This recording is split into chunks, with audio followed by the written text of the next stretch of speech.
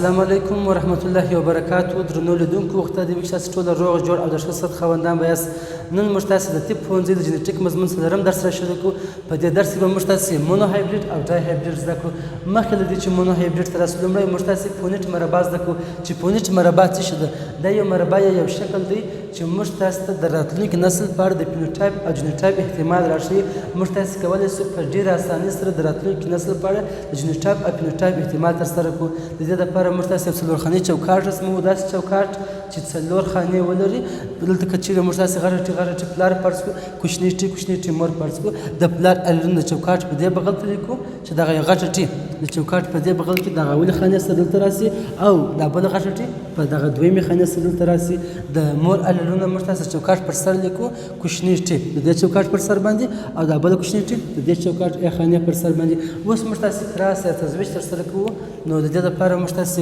دلته په دې خانه کې غټه ټي د پلار څخه راځي، کوچنی ټي د مور څخه راځي. په دې خانه کې هم غټه ټي د پلار څخه راځي، کوچنی ټي د مور څخه راځي. په دې خانه کې هم غټه ټي د پلار څخه راځي، کوچنی ټي د مور څخه راځي. او په دې خانه کې هم غټه ټي د پلار څخه راځي، کوچنی ټي د مور څخه راځي. دا د پونیټ مربع طریقه وه چې موږ تاسو کولی شو په دې ډول کراس پکښې ترسره کړو. انشاءالله موږ تاسو په مونو هایبریډ او ډای هایبریډ کې هم د پونیټ مربع استعمالوو. اوس موږ تاسو مونو هایبریډ تزویج ته راځو. کله چې موږ تاسو تزویج کوو یوازې یو خاصیت په نظر کې ونیسو، دې ته مونو هایبریډ تزویج ویل کېږي. یوازې د قد په نظر کې ونیسو، یا یوازې د پوست رنګ، یا یوازې د سترګو رنګ په نظر کې ونیسو او تزویج ترسره کړو. د راتلونکي نسل په اړه فینوټایپ او جینوټایپ احتمال ترسره کړو. دې ته مونو هایبریډ تزویج ویل کېږي. اوس مثال ته راځو. که چیرې موږ تاسو غټ وای کوچنی وای ژړ ګل لرونکی نبات فرض کړو چې ژړ رنګ ولري، یوازې موږ تاسو د رنګ له مخې دا تزویج ترسره کوو. د بل ژړ ګل لرونکي نبات سره تزویج کړو. نو موږ تاسو لومړی غټ وای کوچنی وای دا پلار فرض کوو او غټ وای کوچنی وای دا بل بیا مور موږ تاسو فرض کوو. نو موږ تاسو په دې خانې بغل ته غټ وای او دویمه خانې بغل ته کوچنی وای لیکو. د مور الولونه موږ تاسو چوکاټ پر سر لیکو چې غټ وای د دې خانې پر سر او کوچنی وای د دې خانې پر سر راسي. اوس موږ تاسو تزویج ترسره کوو چې راتلونکي نسل کې به فینوټایپ او جینوټایپ به څه ډول سره وي.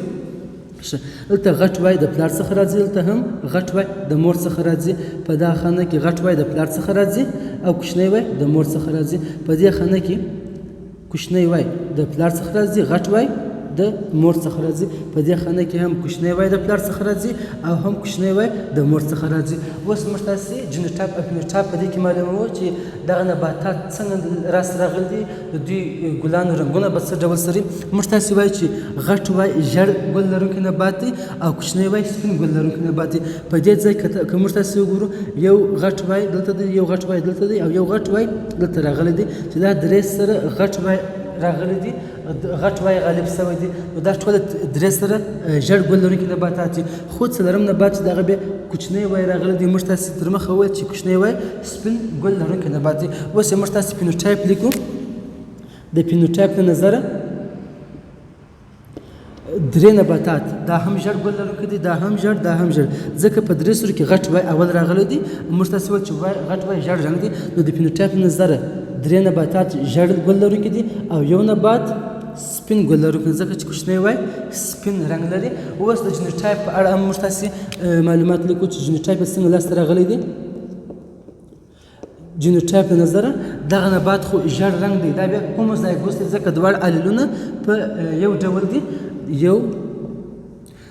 دوه نباتات دا هم ژړ راغلي دي خو الولونه مختلف دي، دته هیتروزایګوس ویل کېږي. یو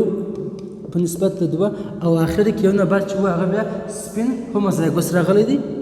یو د جینوټایپ له نظره یو دوه یو او د فینوټایپ له نظره درې یو، یعنې درې ګلان بیا ژړ وي، یو ګل بیا سپین وي. خو د جینوټایپ له نظره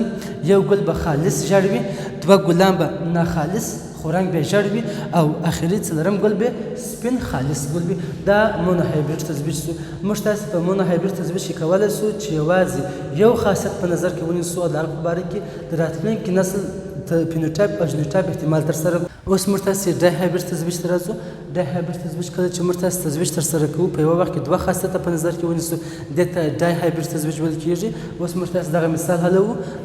غټ ار کوچنی ار غټ وای کوچنی وای که چېرې موږ تاسې ژړ رنګ صاف ګل لرونکی نبات فرض کړو د بل ژړ رنګ صاف ګل لرونکي نبات سره تثبیت کړو راتلونکي نسل فینوټایپ او جینوټایپ احتمال په څه ډول سره اوس موږ تاسې دغه مثال حلوو د کراس ترسره کوو د کراس ترسره کولو لپاره موږ تاسې داسې نه کوو چې دغه غټ ار د دې خانې پر سره ولیکو کوچنی ار د دې خانې پر سره ولیکو غټ وای د دې خانې پر سره ولیکو او کوچنی وای د دې خانې پر سره ولیکو ځکه دا غلطیږي په دې طریقه سره ډېری محصلین هم همداسې اشتباه کوي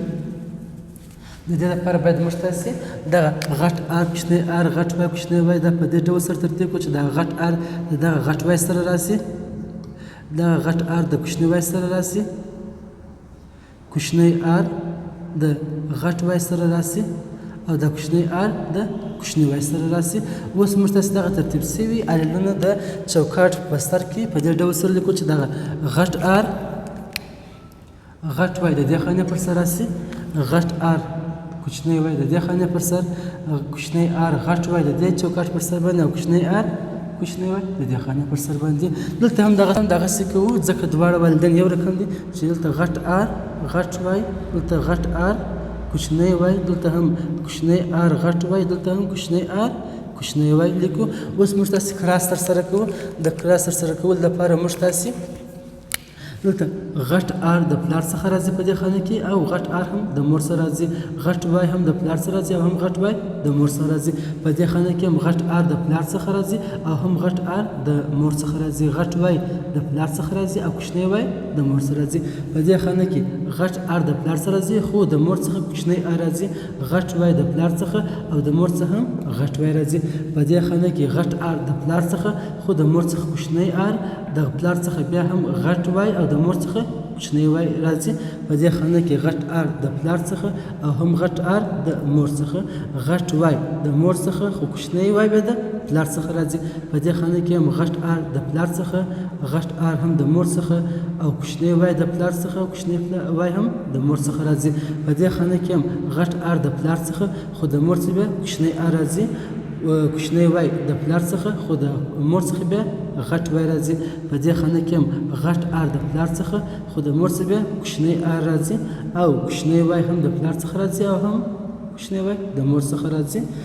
د مور څخه راځي خو کوچنی ار د پلار څخه راځي غټ وای هم د مور څخه راځي او هم غټ وای د پلار څخه راځي په دې خانه کې غټ ار د مور څخه خو کوچنی ار د پلار څخه غټ وای د پلار څخه خو کوچنی وای د مور څخه راځي په دې خانه کې هم کوچنی ار د پلار سره راځي او هم کوچنی ار د مور سره راځي غټ وای هم د پلار سره راځي او هم غټ وای د مور سره راځي په دې خانه کې هم کوچنی ار د پلار څخه راځي او هم کوچنی ار د مور څخه راځي غټ وای بیا د پلار سره راځي خو د مور سره بیا کوچنی وای راځي په دې خانه کې هم غټ ار د مور څخه راځي خو کوچنی ار د پلار سره راځي په دې او غټ وای د